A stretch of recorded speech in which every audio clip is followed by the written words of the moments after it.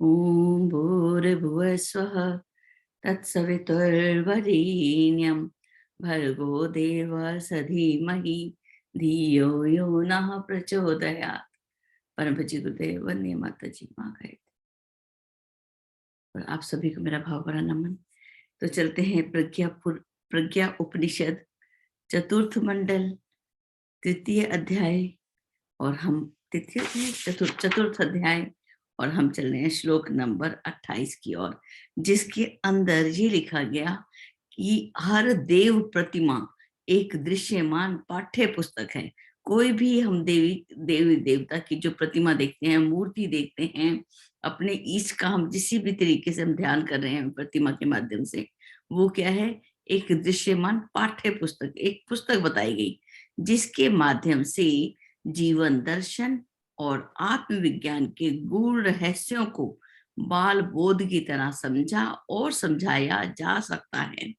कि इन पुस्तकों के अंदर क्या है, इसके माध्यम से हमें क्या पढ़ाया गया कि जीवन का दर्शन सिखाया गया। जो युग का दर्शन हमें ये प्रतिमाएं बताती हैं, और आत्मविज्ञान के गूढ़ रहस्य कि जो अपनी आत्मा का विज्ञान है उसके गूढ़ रहस्यों को, क्योंकि ये बहुत गूढ़ है। जो हम कल पढ़ रहे थे कि वो जो ईश्वर है एको देवा सर्वभूतेषु गूढ़ा, कि वो जो ईश्वर है वो बहुत ज्यादा गूढ़ है। वो एक है, सर्वभूतों में व्याप्त है, लेकिन बहुत गूढ़ है।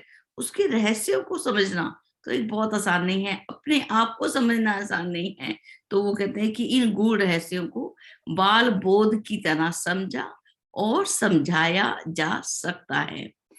पुस्तकें तो शिक्षित वयस्क ही पढ़ समझ सकते हैं, पर प्रतिमा प्रतीकों के दृश्य स्वरूप के सहारे सामान्य जन भी बहुत कुछ जान और सीख सकते हैं।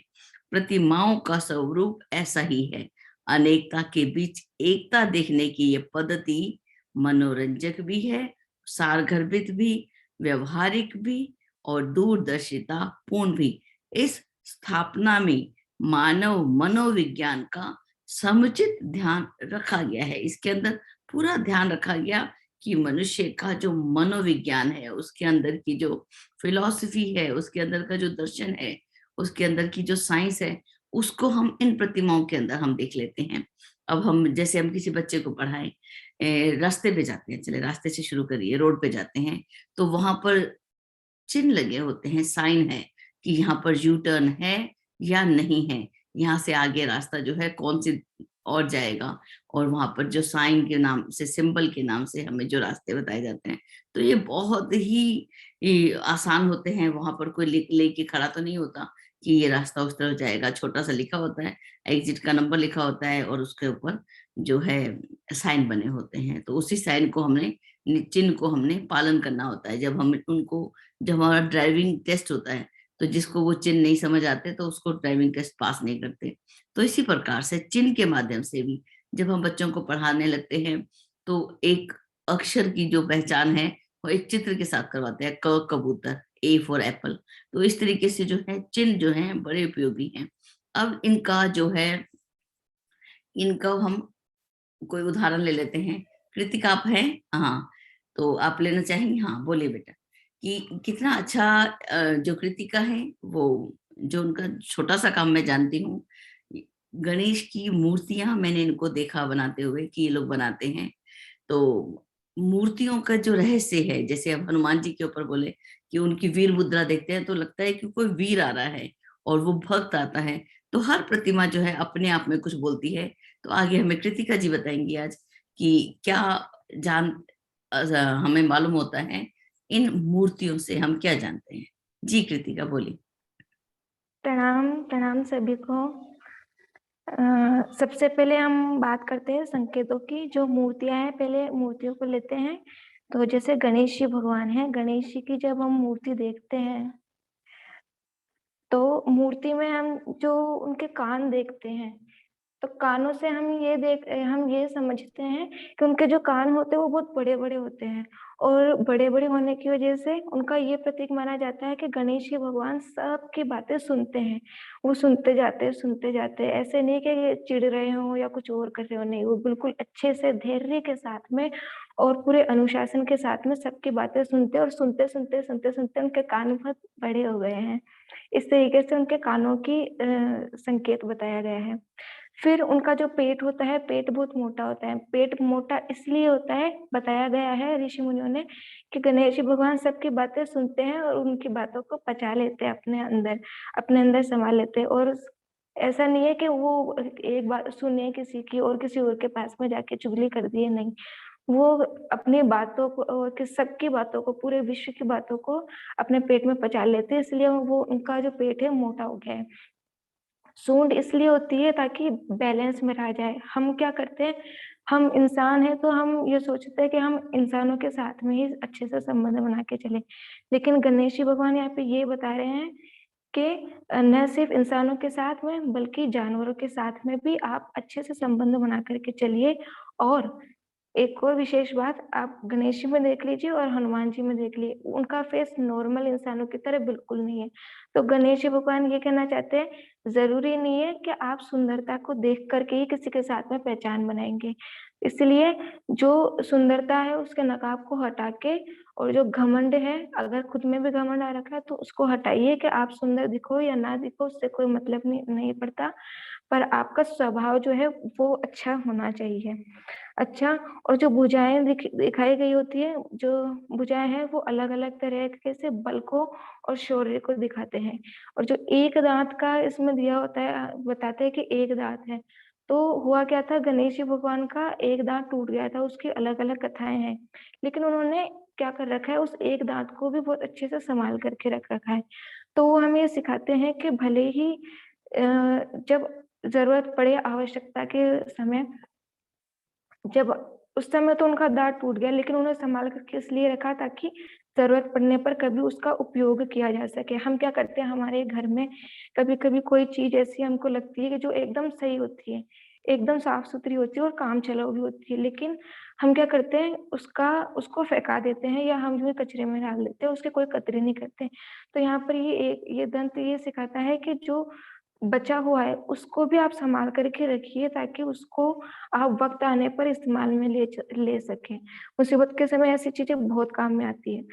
और जो दोब है, दोब का इसलिए ये बताया गया है कि जैसे बुधवार को गणेश जी भगवान की पूजा होती है और बुध सबसे गर्म ग्रह होता है। इसलिए गणेश जी भगवान का उसके साथ में संबंध जोड़ा गया है और उनके ऊपर दोब इसलिए चढ़ाई जाती है ताकि जो गर्माहट है उसको कम कर सके। दोब बहुत हरी होती है, हरा कलर वैसे ही सबको आनंद देता है और शीतलता देता है, इसलिए दोब भी बहुत शीतल होती है। तो प्रतीक के रूप में बताया गया है कि दोब को भगवान खाते हैं और अपने अंदर ठंडक लाते हैं। और इसी तरह दोब जो होती है वो प्रतीक इस बात का भी होती है कि दोब हमारे बहुत सारे कष्ट, हमारी बहुत सारी बीमारियों को दूर करती है। गर्मियों में भी दोब जैसी जगह पे नंगे पैर चले तो हमारी बहुत सारी बीमारियाँ दूर होती है। और कुछ लोग दोब का सेवन भी करते हैं, जड़ी-बूटियों के रूप में उसका उपयोग करते हैं। और ये थी मूर्ति गणेश जी की। अब जैसे शिव जी की ले लेते हैं, तो शिव जी का 2-3 अलग तरीके से कहावतें चली है कि जैसे शिवलिंग है, तो ऊपर का जो अंडे के जैसे संरचना होती है, उसको लिंग से जोड़ा गया है, पुरुषों के लिंग से जोड़ा गया है। और जो उसकी जो आवरण की जो नीचे की जो शेप होती है, ऐसे करके वहाँ से जहाँ से हम लोग ऐसी वाली जो आगे की शेप होती है, वो स्त्रीलिंग की शेप बताई गई है कि वो स्त्री की जो योनि होती है, उसकी शेप बताई गई है। और उसके नीचे का जो धरातल होता है, उसको विष्णु से जोड़ा गया है। विष्णु को उनके सन या पुत्र के रूप में, या जो अ, योद्धा होता है उसकी तरह कि सबके सब विष्णु की तरह अपने बेबी को जन्म दें। तो इस तरीके से एक तो कहावत ये मानी जाती है कहानी, एक ये कहानी प्रचलित है कि ऊपर का जो अंडे-नुमा जो संरचना होती है, वो तो होती है शिव की, और जो ये आवरण वाली होती है अ आधार वाली, उसको विष्णु से जोड़ा जाता है, और जो सबसे नीचे की होती है उसको ब्रह्मा से जोड़ा जाता है। इस तरीके से तीनों का सहयोग लेके चलती है। एक तरफ ये बात भी आती है कि जो ऊपर की लिंग है वो उसमें शिव निवास करते हैं, और जो आधार है वो धरती है। तो जो कुछ भी शिव के ऊपर चढ़ाते हैं वो धरती के अंदर ऑटोमेटिकली आ जाती है, समाहित हो जाती है। इस तरीके से अलग-अलग बातें इसके मामले में कही गई है। और हनुमान जी को देखते हनुमान जी का फेस नॉर्मल नहीं लगता। ये संभावना लगाई जा सकती है कि हनुमान जी बहुत, बहुत, बहुत पुराने साल से अब तक आए हुए हैं, यानी वो एक तरीके से अमर हैं और उन्हें बहुत सारा इतिहास के बारे में पता है अपने टाइम से। और जो मानव है, जो हमारे आज इतने सुंदर-सुंदर आँखें, गाल, लिप्स मतलब हमारा जो नेचर है सबके सब इंसान एक जैसे लगे हैं, लेकिन उस समय जब हमारा इंसानी रूप सही ढंग से बना भी नहीं था, तो हम क्या थे बंदरों की तरह दिखाई देते थे। तो उस समय से ही हनुमान जी जो है उन्हीं के टाइम पीरियड से रहे हुए होंगे, लेकिन उनका दिमाग का विकास बहुत अच्छे से खोया हुआ और बहुत ही समझदार रहे होंगे, इसलिए वो जो प्रतीक है उनका, वो उस रूप में है कि हनुमान जी के जैसे बहुत से लोग हमारे पूर्वज रहे हुए हैं। हम उनको देख कर के ये बात प्रूफ कर सकते हैं कि हाँ, हमारी ह्यूमैनिटी जो आज है होमो सेपियंस, वो पहले वैसी वाली रही है। इसी तरीके से हम सरस्वती माँ को देख लेते हैं कि सरस्वती मैया जो है उनके हाथों में वीणा, किताब वगैरह है, अलग-अलग भुजाएँ हैं उनकी, भुजाओं के ऊपर लेते हैं तो अ, उनके हाथों में अलग-अलग चीज़ें हैं, जैसे वीणा है तो हम सबको पता चल जाता है कि उनके हाथों में वीणा है तो वो सरस्वती मैया हैं, किताबें हैं, बुद्धि की दाता है, माला है, कमंडल है, दुर्गा मैया है, उनके हाथों में आप देखिए बहुत सारे हथियार वगैरह हैं। दुर्गा जो है दुर्ग से रिलेटेड है। जब ऋषि-मुनि बना रहे थे रचनाएँ कर रहे थे, लिख रहे थे अपने काव्य और जब अपने माइंड के अंदर सोच रहे थे कि किस तरीके से क्या नेचर रखा जाए, कैसी देवी का प्रतीक बनाया जाए। तो देखे कि भयंकर कष्ट आ रहे हैं, संकट आ रहे हैं, तो पहाड़ को लेकर के दुर्ग का सोचा कि दुर्ग को देखे तो पहाड़ का दुर्ग का मतलब होता है पहाड़। तो दुर्ग जैसी गंभीर परिस्थितियों से लड़ने के लिए दुर्गा नाम दिया गया। इसलिए वो दुर्गा देवी के नाम से जानी जाती है। और जो दुर्गा माँ है वो हिम्मत, शौर्य, साहस, जुनून इन सब की देवी के रूप में है। और जो काली माँ है वो भी लगभग इनसे मिलती-जुलती है, पर वो थोड़े से ज़्यादा क्रोध वाली और भी ज़्यादा मतलब खतरनाक टाइप की सी लगती है। तो ये आप देख लीजिए कहीं पर भी जैसे कि सैनिक वाली जगह हो गई, राजा-महाराजा जो थे वो हो गए, तो ये क्या करते थे इन्हीं का सपोर्ट लेते थे, इन्हीं देवी मैयाओं की पूजा किया करते थे क्योंकि इनकी भुजाओं को प्रतीक के रूप में अस्त्र-शस्त्र लिए हुए ये पाई जाती हैं देवियाँ। तो ज़्यादातर जो अस्त्र-शस्त्र ली हुई होती है, उन्हीं देवियों की पूजा की जाती है। सैनिक वगैरह आज भी दुर्गा माँ की बहुत पूजा करते हैं, क्योंकि वो प्रतीक है, चिन्ह है। उस ऐसी तस्वीरें देखने से, ऐसी मूर्तियाँ देखने से वैसे ही बहुत सारा साहस भर जाता है हमारे शरीर के अंदर। कृष्ण है, कृष्ण का सब जानते हैं कि मोर पंख लगाए हुए रहते हैं, बाँसुरी रहती है प्यारी-सी। तो बाँसुरी किस मामले में प्रतीक है कि बाँसुरी से बहुत मधुर आवाज़ निकलती है।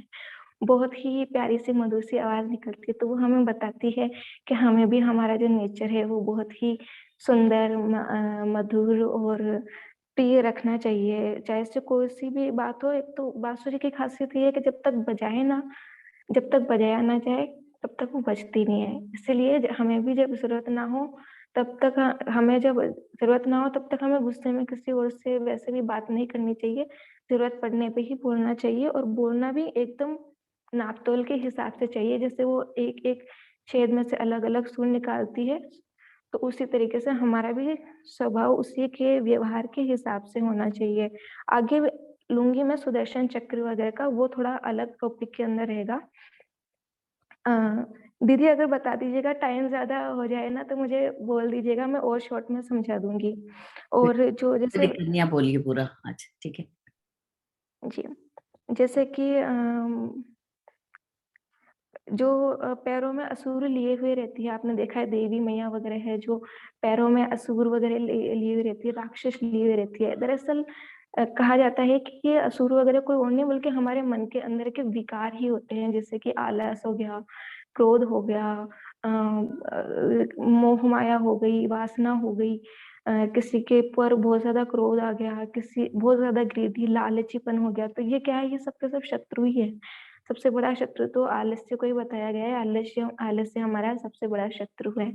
तो इसी तरीके से हमारे अंदर के जितनी भी बुराइयां हैं, जो राक्षसी रूपी नकारात्मकता हमारे शरीर के अंदर प्रवेश की हुई है, उन सबको नाश करने के लिए हम अपने अंदर की सकारात्मक ऊर्जा को बढ़ाने के लिए देवी माँ की पूजा कर रहे हैं, ताकि हमारे अंदर के सारे असुर रूपी नकारात्मकता जो है वो नष्ट हो जाए। अब बात कर लेते हैं हाथों में फूल की।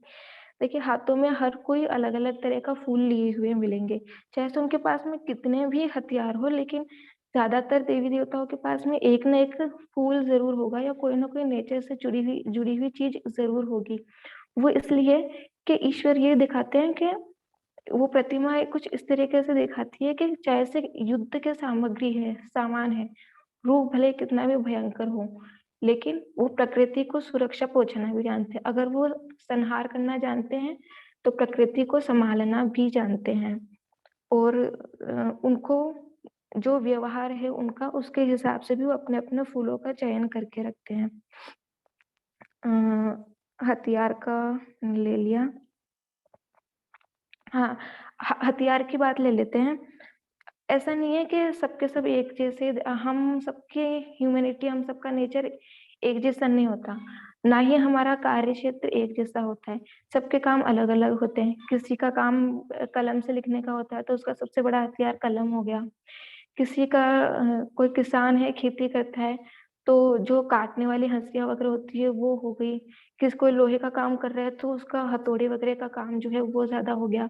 तो इस तरीके से जो किसी का लकड़ी का काम ज्यादा हो गया, भेड़ बकरियां वगैरह चरा रहे हैं, तो उसी से लकड़ी से उन्होंने प्रैक्टिस कर ली।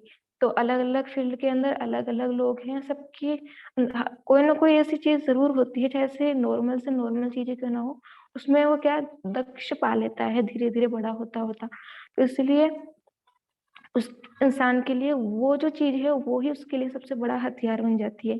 इसलिए कोई देवी देवता ऐसे हैं जिनके लिए कलम ही हथियार है, जैसे कि सरस्वती मैया को ले लीजिए, उनके लिए सबसे बड़ा हथियार क्या है? उनका कलम। फिर हम आते हैं हनुमान जी भगवान के पास। उनका गधे से रिलेटेड कोई काम रहा होगा, जैसे पुराने जमाने में होमोसेपियन से भी पहले के जो लोग थे, जो जिनको जो बंदर के बाद में बने थे, जैसे ऑस्ट्रोपेथेकस वगैरह जो थे, उनके टाइम से जब चलते हुए आए, तो उन्होंने जब हथौड़े वगैरह टाइप की चीजें थी, पत्थर वगैरह थे, उसी का काम किया है। तो उनका सबसे बड़ा जो हथियार था वो ही रह गया, इसलिए उनका गधा ही रह गया, गधा ही माना गया। अब और कौन से हैं? जैसे परशुराम है, तो वे जंगलों में रहते हैं, खेतों के अंदर रहते हैं, तो वो लकड़ी काटने का काम उनका अक्सर पड़ता ही रहता था। तो उनके लिए सबसे बड़ा हथियार तो वो ही रह गया ना, कुल्हाड़ी रह गई। इसलिए उनको हमेशा कुल्हाड़ी के साथ में दिखाते हैं। भगवान राम जी जो है धनुष है, जो कि उनको हमेशा बचपन से लेकर बड़े होने तक विद्या शिक्षा दीक्षा दी ही धनुष बाण के साथ में थी, इसलिए उनकी धनुष बाण ही बताया गया है। और भगवान शिव को लें तो अगर भगवान शिव जो है उनका उनका त्रिशूल बताया गया है। एक्चुअली में जो त्रिशूल है, त्रिशूल का एक ये उनका त्रिनेत्र के साथ में भी जुड़ा हुआ है, कि उनका जब उनका सबसे बड़ा हथियार है आंखों के बीच की आंख खुलना। अगर वो खुल जाए तो वो सब कुछ तबाह कर देते हैं वो भी। और जो ओम जो ओम है, उस ओम को भी वो सबसे बड़ा हथियार मानते हैं। और जो ओम की शेप होती है, उसको आप एकदम ऐसे खड़ा करके देखोगे ना, ऐसे ओम, तो वो त्रिशूल बन गई उनकी। तो उस एक ओम शब्द से ही कितनी सारी चीजों का काम कर रहे हैं, तो उनके लिए सबसे बड़ा हथियार वो हो गया। कृष्ण भगवान जी है, जो उनका सुदर्शन चक्र है। सुदर्शन चक्र से मतलब है क्रम चक्र। मैं इस बात को पहले समझती नहीं थी, फिर एक दिन मेरे माइंड में आया, मैं जब बहुत ज्यादा आलस करती थी, तो फिर आसपास की जब घटनाएं हुई, तब अपने आप ऑटोमेटिकली दिमाग में आया कि कृतिका, चलना है तो समय के साथ में चल ले, वरना एक दिन समय तेरे को चलाएगा।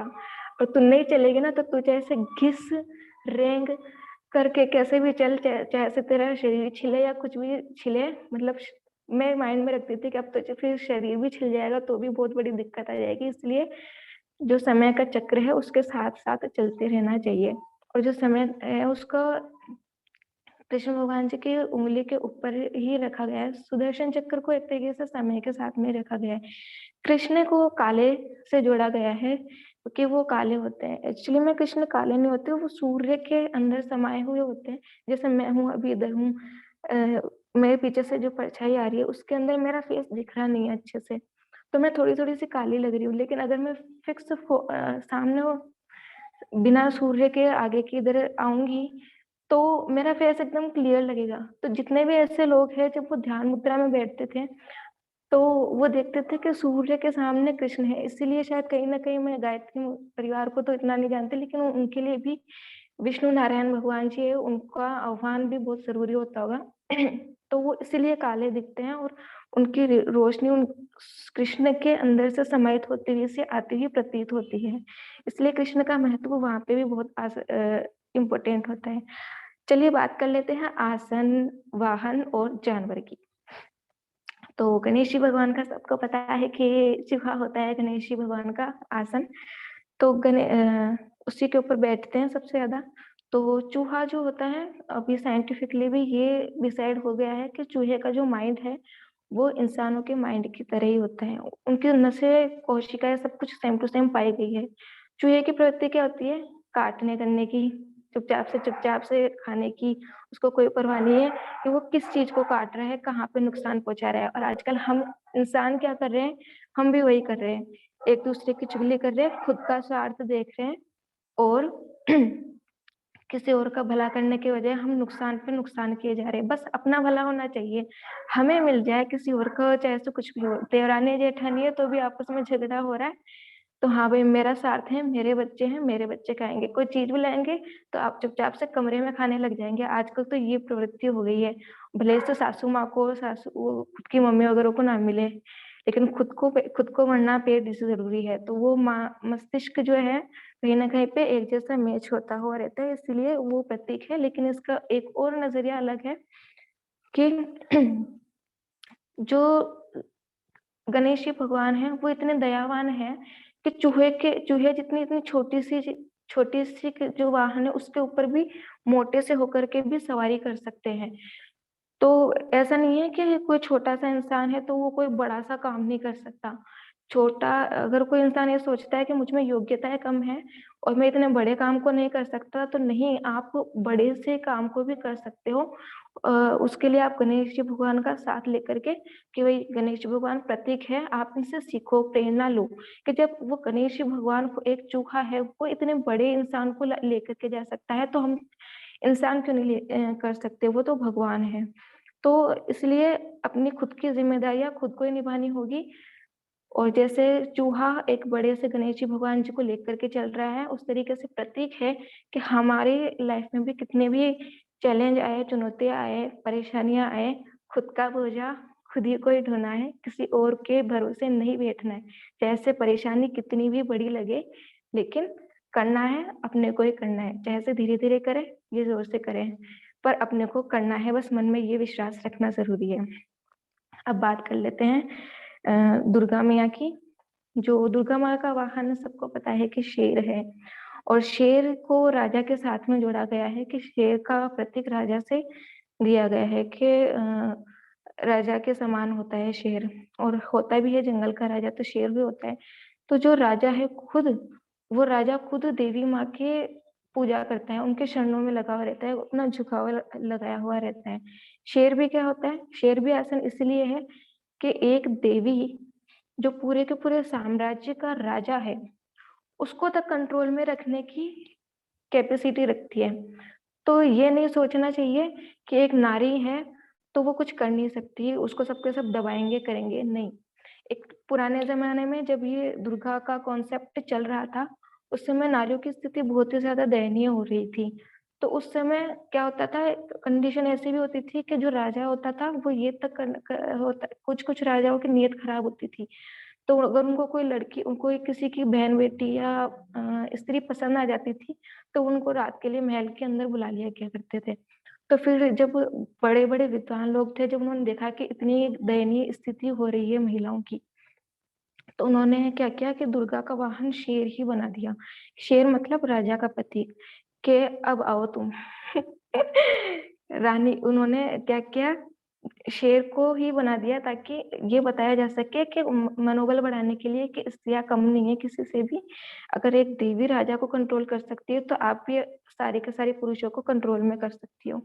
शीतला माँ मुझे बहुत पसंद है, हमारे राजस्थानी में मनाई जाती है शीतला अष्टमी, होली के 8 दिन बाद में आती है। इनका प्रिय वाहन गधा बताया जाता है। गधा जो होता है दयावान होता है, मस्त-मोला होता है, उसको किसी चीज़ से मतलब नहीं होती है।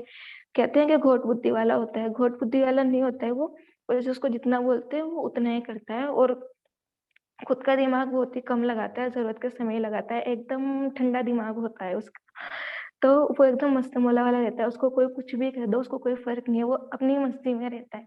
हाथी भी अपनी मस्ती में रहता है, पर ये भी अपनी मस्ती में ही रहता है। तो इसलिए ये भी हमें सीख देता है। अब बात करते हैं शिव नंदी वाले की। शिवजी भगवान का वाहन जो है नंदी होता है और जैसा कि हम सब जानते हैं कि जो गाय माता होती है उनके गाय के जितने गुण किसी भी प्राणी में नहीं पाए जाते, ना शेर में, ना चींटी में, किसी में भी नहीं पाए जाते, ना हाथी में। बड़े से लेके छोटे तक के अंदर सबसे ज्यादा अच्छी गाय माता मानी जाती है और सबसे ज्यादा पूजनीय भी वे ही मानी जाती है। तो इसी तरीके से जो गाय है, गाय की प्रजाति का हो गया नंदी। होने में कहा जाता है कि सांड भी होता है, लेकिन सांड नहीं होता। सबसे ज़्यादा अच्छा संवेदनशील और समझदार जो है गाय के साथ में बैल को माना जाता है और बैल को ही नंदी कहा जाता है।